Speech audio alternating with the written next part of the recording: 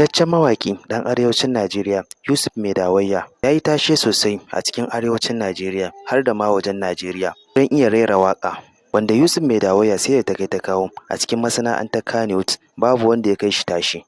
Wanda ta kai ta kawo shi ma sai da ya dinga kyautar mota, ya yi kyautar mota bai san adadin kyautar motar da ya bayar ba. Da kuma yau ya ce ibtila'in rayuwa ya faru da shi har ta kai ta kawo bai da motar, bai da babur, bai da keke, a ƙafa yake yawo. Sannan kuma ya ƙara da cewa har ta kai ta kawo in ya shiga cikin masana'antar Kannywood gudun shi suke yi saboda ibtila'in da ya faru da shi. Yusuf Maidawayya da ya ƙara da cewa mai hankali ya halkanta da irin wannan rayuwa, yanzu za a yi da kai anjima ba za a yi da kai ba. Yusuf Maidawayya ya ƙara da cewa kaf a cikin yaran da ya raina babu wanda yake alfahari da shi. Ya ce ba wanda yake alfahari da shi irin Ado Gwanja saboda shi ne kalifansa.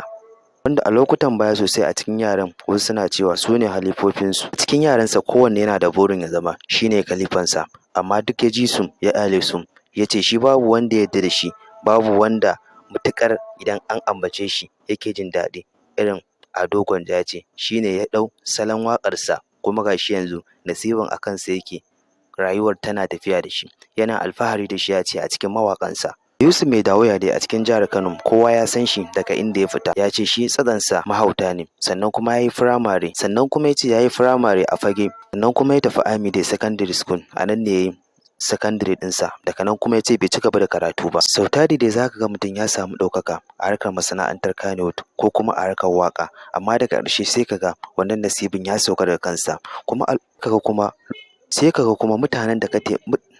ga kuma mutanen da ka taimaka a wannan lokacin sanda take yi da kai duk sun guje ka. Wai jama'a me yake jawo hakan ne? Ku duba ku ga yanzu fa Malam na Ta'ala wai shi yanzu har ta kai da ta kawo bai da lafiya, an fita social media ana ta neman taimako, wanda ni da iya sani na Malam na Ta'ala ya fi shekara 30 yana harkar Kannywood ɗin. Tun wa'annan ma wanda suka samu ɗaukakar ba san za su shiga ba, shi Malam na Ta'ala yake ciki, amma yanzu yana gadon asibiti wai an fito ana neman taimako.